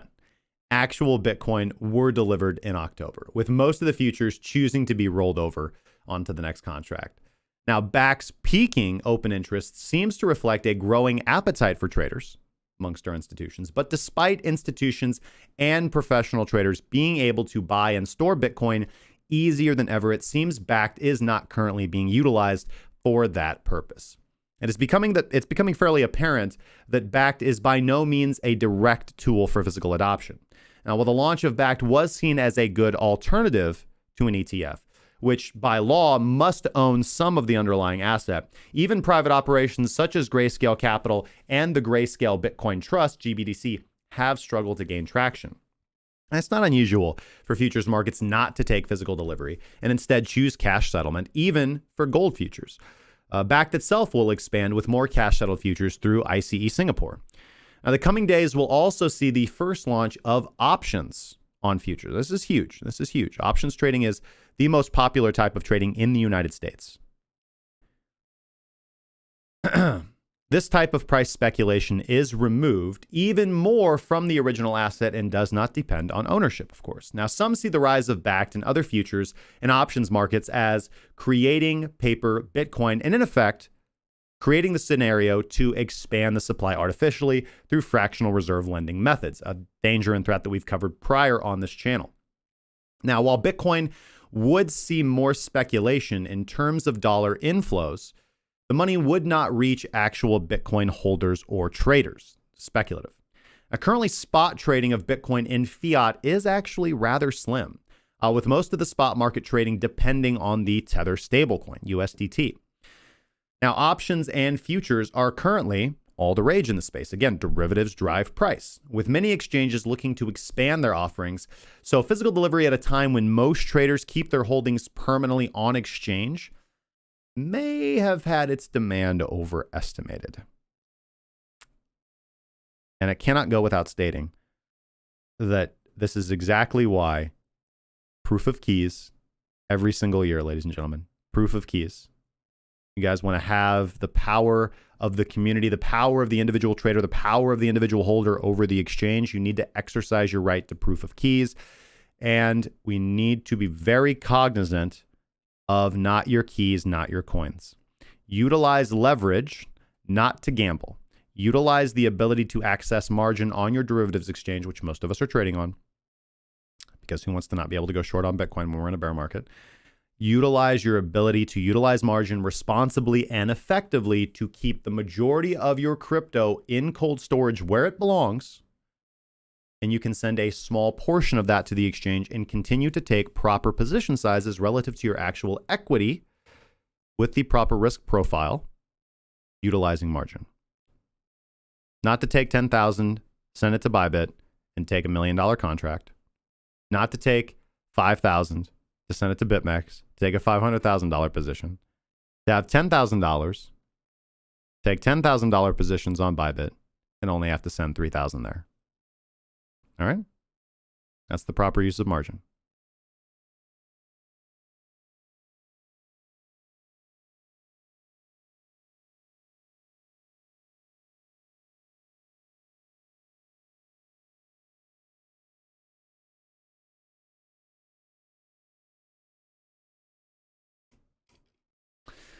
And that does cover our news segment for today. Thank you guys for joining me for another Crypto Currently news segment, interviews, and insights. Please let me know your thoughts in the chat, in the comment section down below.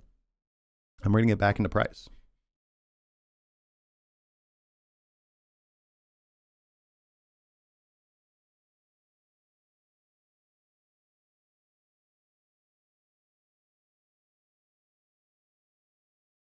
And it's the last half hour of the show. You guys know what that means. Music.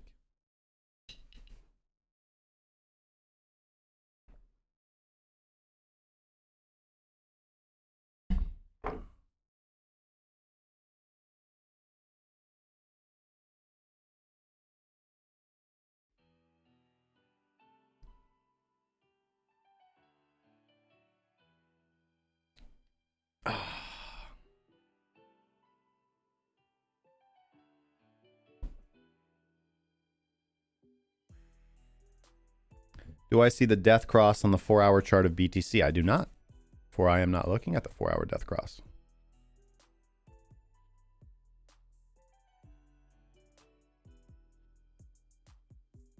I do not know if I should be. Excuse me.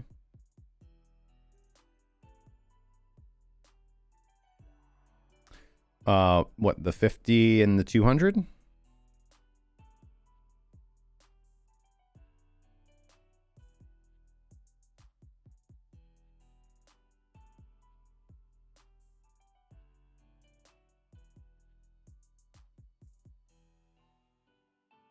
The 50 and the 100?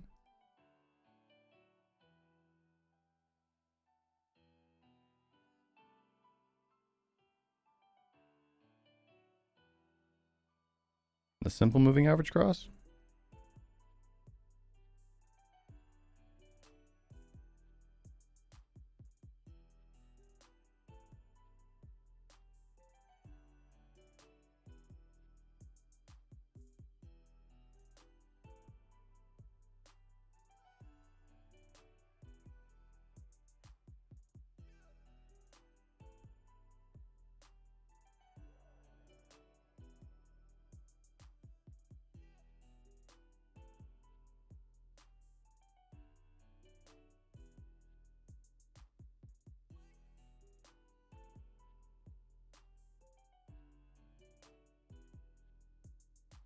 Almost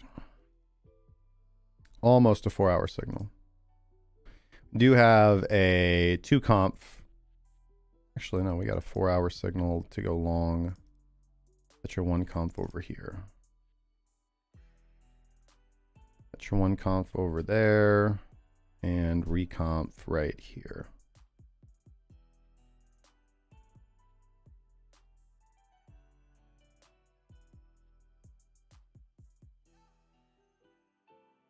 Oh, my dear Lord.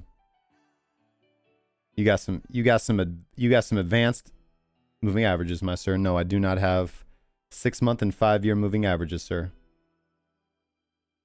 In no way do I mean that to be deprecatory. But no, that is not factoring into my trading or my analysis at this time.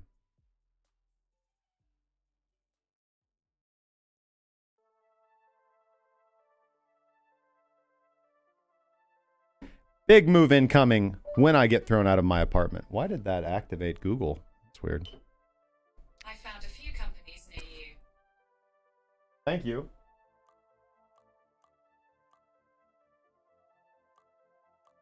Interesting. Odd.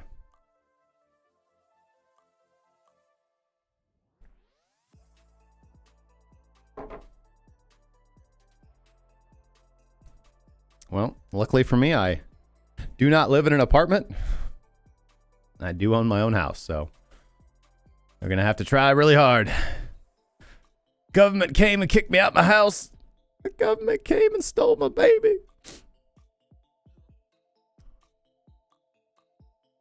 I'd really have to screw the pooch, man.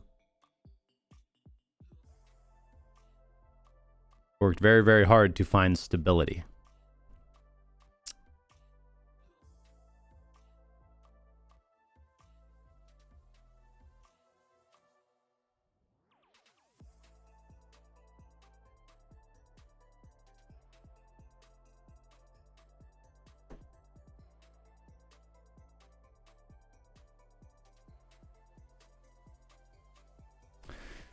Galaxy Digital also sold $3 million of their 64 million wax.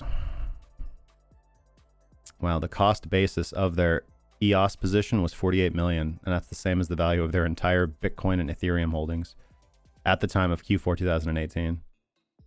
I just went whole hog.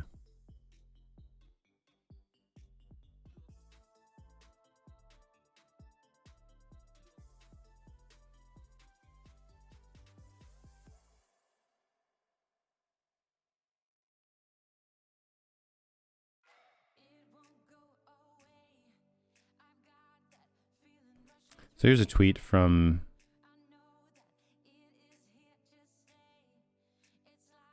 Why does he got like a bloody head? Is this really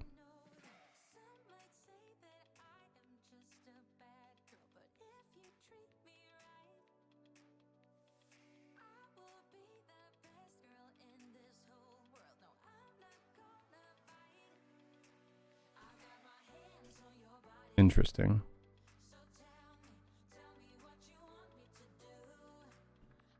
Very humble guy.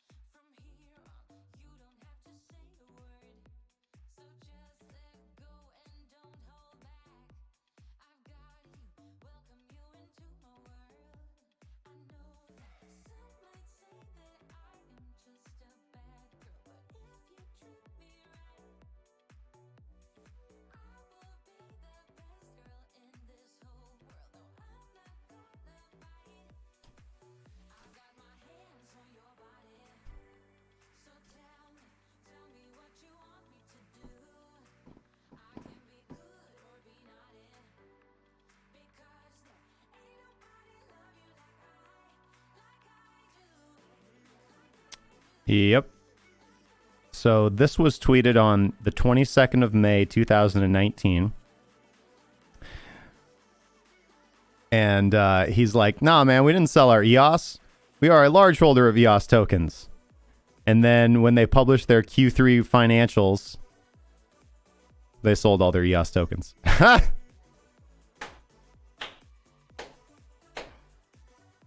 Oh, thank you so much, Big Finance. Oh, thank you for never changing.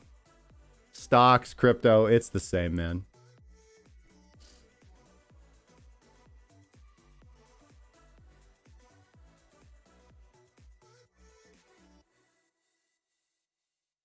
Did I know that my chat speed is off by 20 seconds? So that has nothing to do with me, sir. That is all YouTube. Because over on DLive, there's about 5 seconds of lag.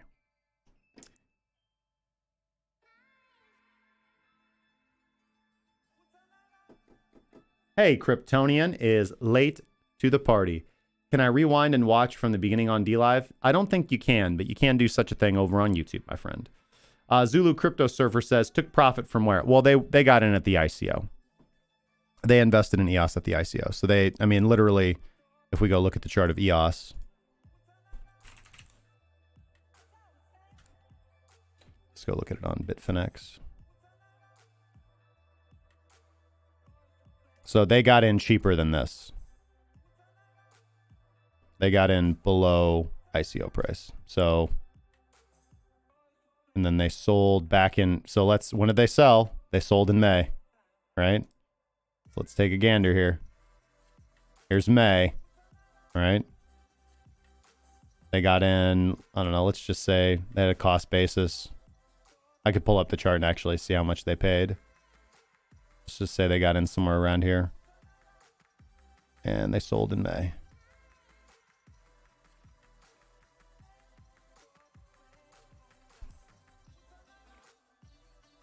Nah, so it's going to be hard to sell at a negative number. So let's go. Let's just say they paid this.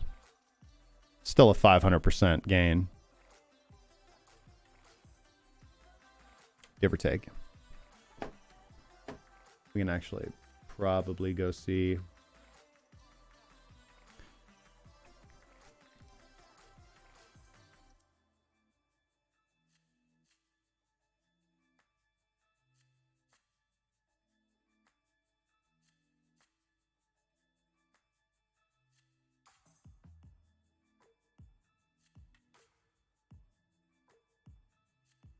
Let's see if without downloading the PDF, I can just get the data from here. Yes. So as of 2018 Q1, they had 2.092,790,000.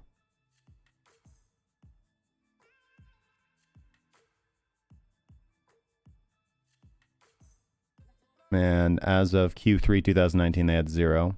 So they sold half. Q1 of 2019, it seems, give or take. Well, not quite half. But they sold, yeah, they sold half in Q2 of 2019. So yeah, they did sell half of their EOS in May, and then the other half.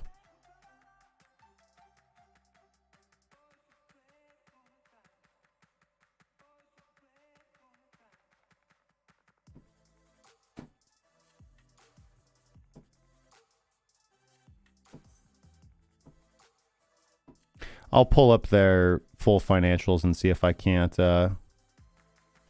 run the numbers.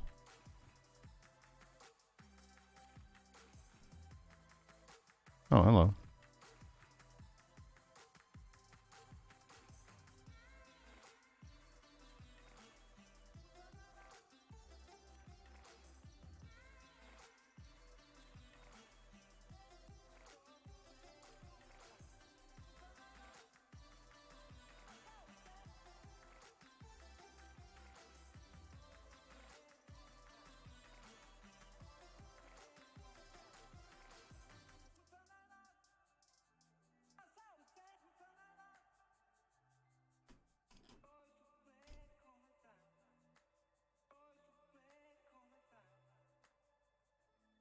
Pre-ICO, 6.6 million, 3.4 million.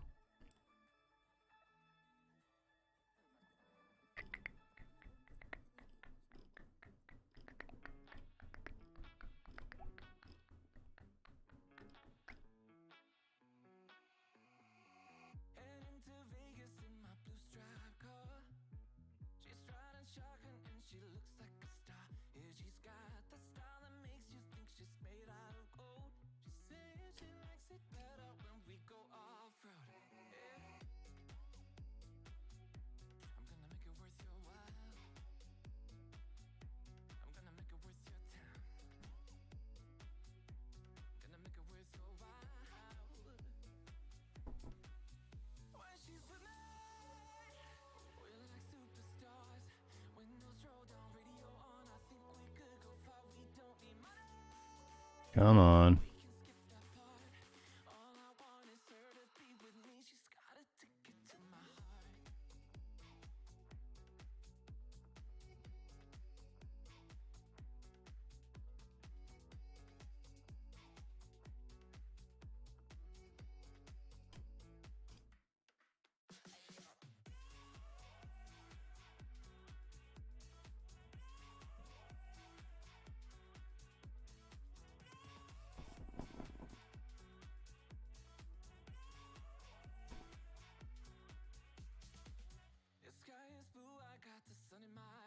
Wait a second.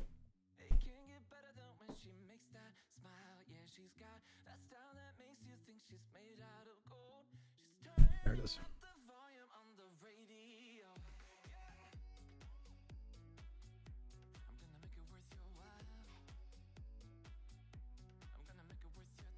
I overlooked it up here. Here it is. Okay.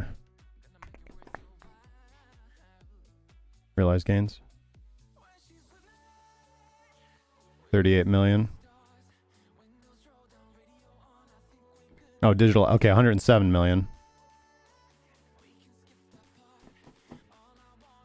To realize gains, you have to sell. September 30th, 2019. 9 months ended September 30th, 2019. Yeah.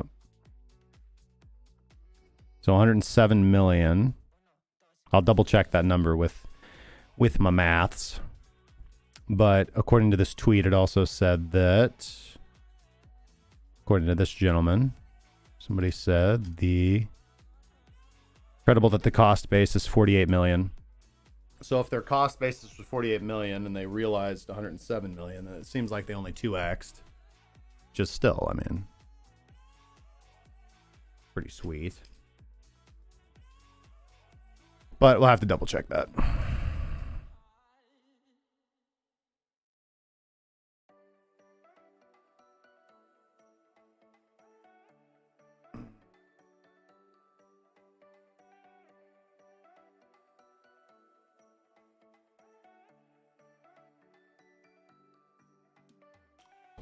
Hello, volatility.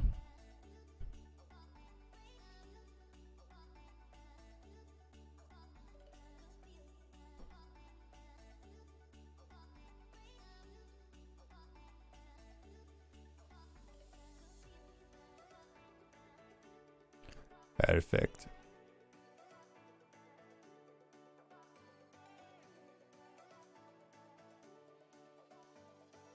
What's going on, Philly? Shout out to you and your daughter, my friend. Hopefully you guys are doing fantastic wherever you guys happen to be.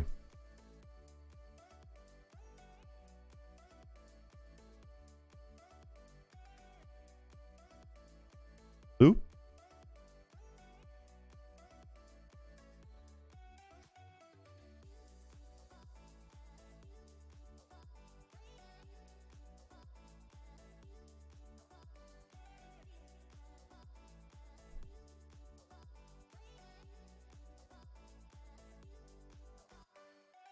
Didn't quite get up there. The last sell signal on Ethereum was really, really good.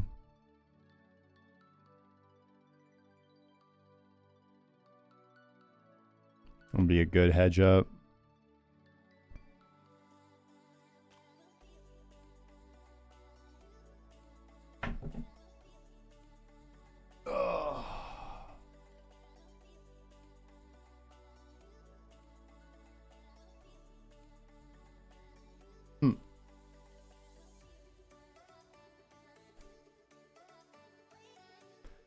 Patience, my friend. Patience, my friend. Mr. Jack, patience. Good things come to those who wait, I have heard. Mm-hmm.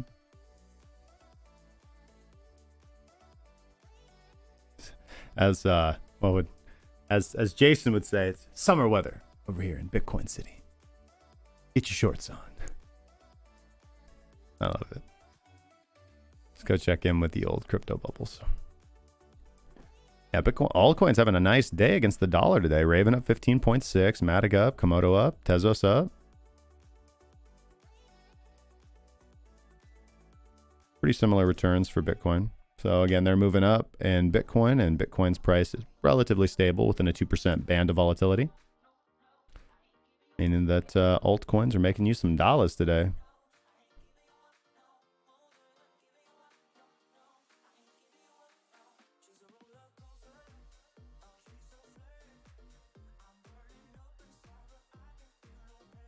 You get those numbers up for the brawl.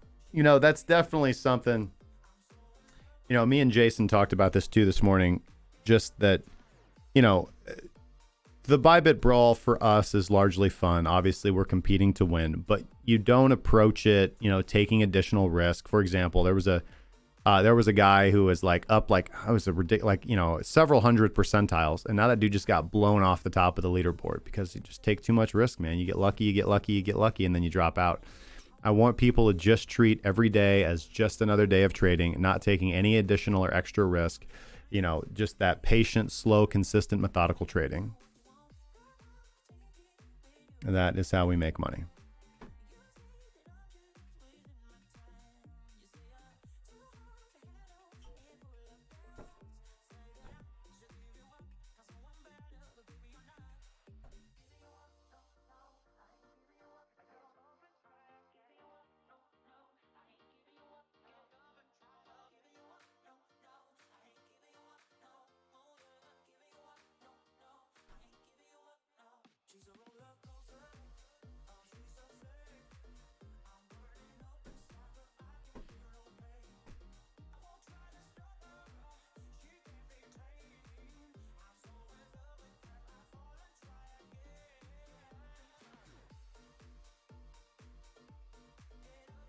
Deribit.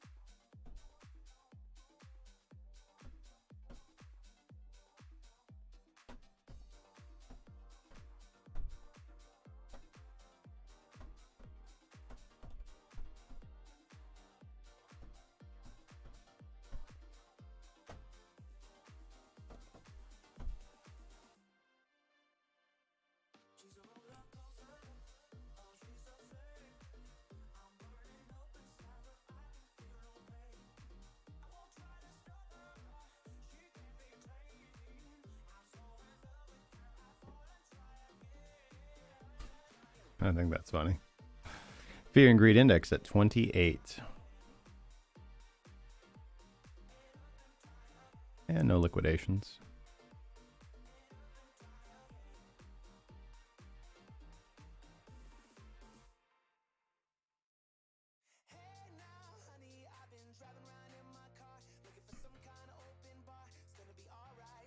Pretty consistent volume over the last 4 days, but falling volume.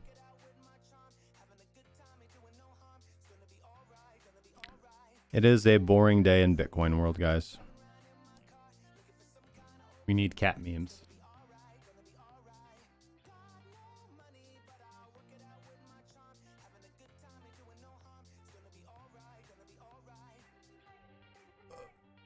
Fugazi.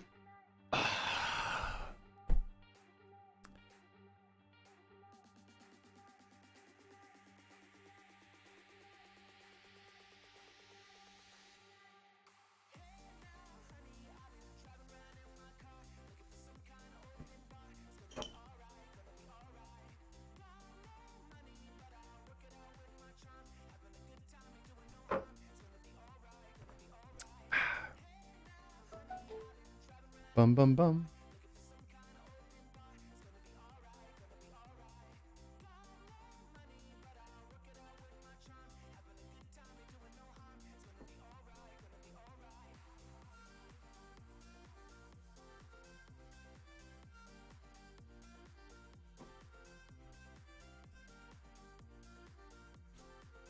I am really looking forward to seeing the final edited version of the Silvio Macaulay interview. It was probably one of my more pleasant interviews. I really enjoyed that one. It's pretty cool to be able to sit down with a guy of that caliber.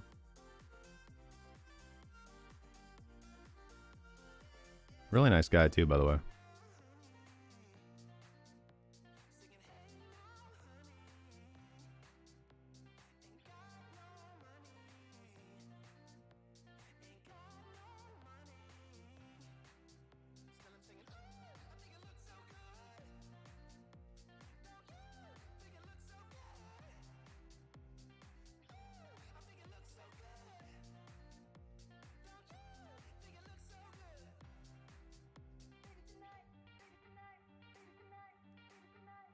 Kind of want to mess with my voice modulator now.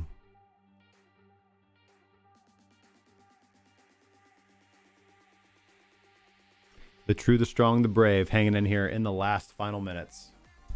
Let me know if you guys got anything you'd like me to look at or any final questions. If not, give you guys a couple minutes here. Share your thoughts, air your thoughts with the crowd, share your thoughts with the class if you would. And if not, we'll start winding down, guys. It's been a good show. We'll start winding down.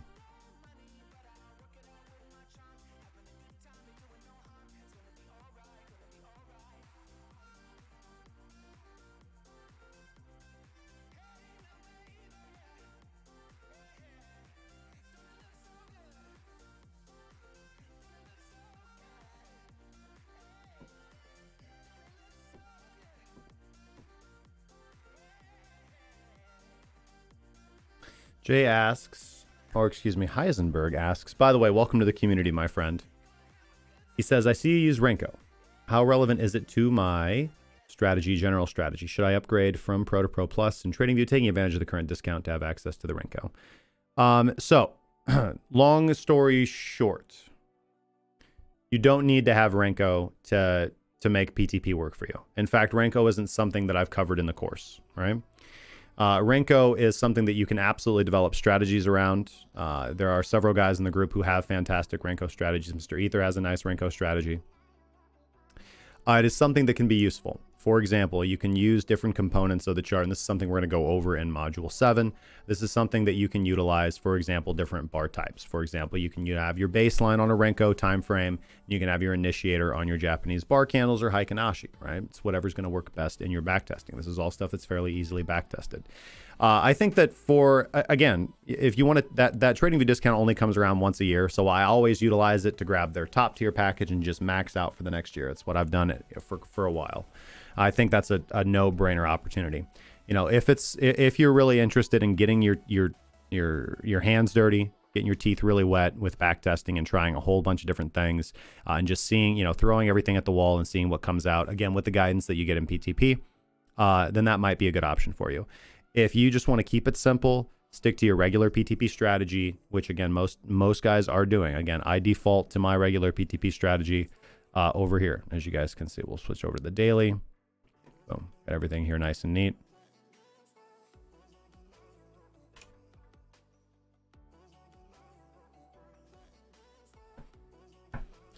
But I think that Renko is very interesting.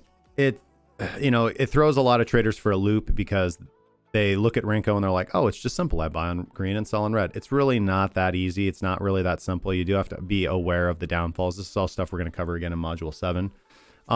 But yeah, I mean, if you're really, really, really going to go hardcore with the back testing, which I highly recommend, then that might make sense to you.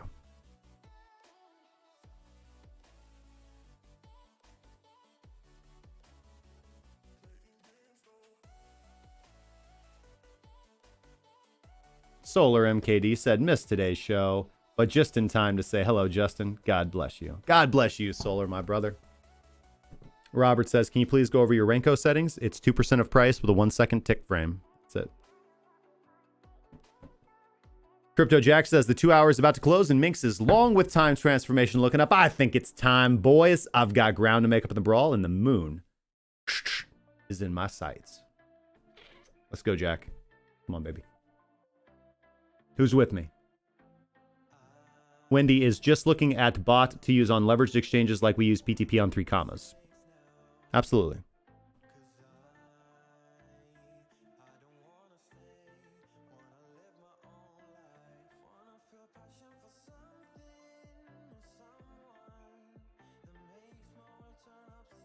Ricky T says the deal at TradingView is over. Let's see. Is it?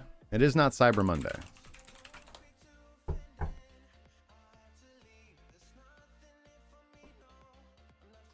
So you can still get 60% off for the next 12 hours. Apparently Cyber Monday, is this like Hong Kong time? Is this Singapore time?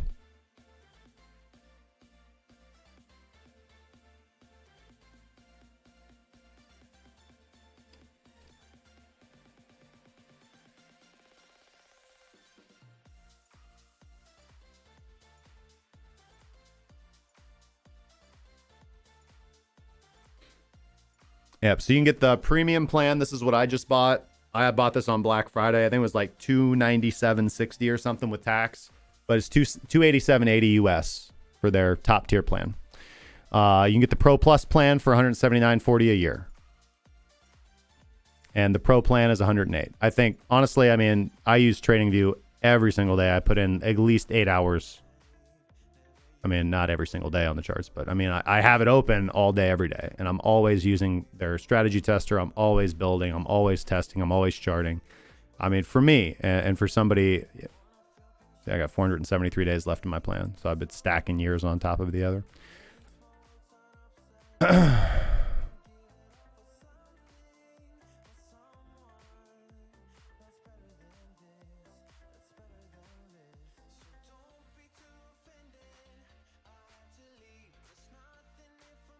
But unless you're going to be creating invite-only scripts, I don't really see the big up for premium.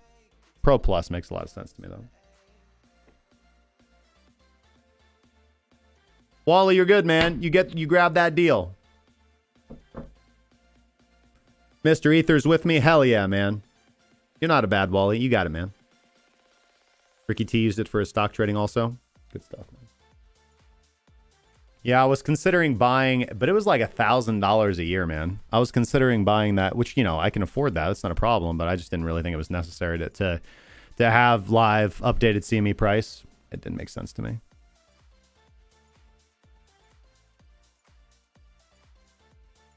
Interesting. Anyways, guys, you know what time it is. It is time to thank you so much for joining me for another exciting episode of Breaking Bitcoin. I, of course, have been your host, Justin Wise, lead analyst and senior mentor at crackingcryptocurrency.com. Hopefully you guys enjoyed yourself. Thank you so much for your participation during the show. The live chat was fun. Thank you so much for the great questions. Thank you for the engagement. If you guys want to support what we're doing here, make sure to click the thumbs up button if you have not already. Really helps bless us for the YouTube algorithm. Helps us get our content out there. Helps people discover that we even exist. And if you, like me, believe that this information is important, if you, like I, believe that people need to have a hub, a place to go to really decompress and trade from the correct perspective, then please share this information out there. If you're on DLive or Twitch, consider giving us a follow. Highly appreciated as well. And of course, you can always leave a comment in the comment section down below. If you have any questions, comments, concerns, sarcastic remarks, hell, even death threats, we'll take them. Come on, guys. Other than that, we will be here tomorrow at noon, Central Standard Time, 1 p.m. on the Eastern Seaboard, 10 a.m. over there for the Californians. I'm not going to talk about Washington and Portland right now. It's nothing against you guys. Just saying. Just saying. All right, guys. If you guys would like to join us in the premium group, if you guys would like access to our proprietary indicators, to our strategy building course, to one-on-one mentoring, to everything that we do in our quest for consistently profitable trading, you can, of course, go to premium.crackingcryptocurrency.com. And whatever you do, make sure to hop in the Discord at discord.crackingcryptocurrency.com. Got a huge facelift scheduled for the next few weeks while we continue and finish our Discord website integration to make our service, to make our community better for everybody. Please leave any comments in the suggestion box in the Discord or down below in the comments section. I will see you guys tomorrow. Trade safely and be excellent to one another, guys.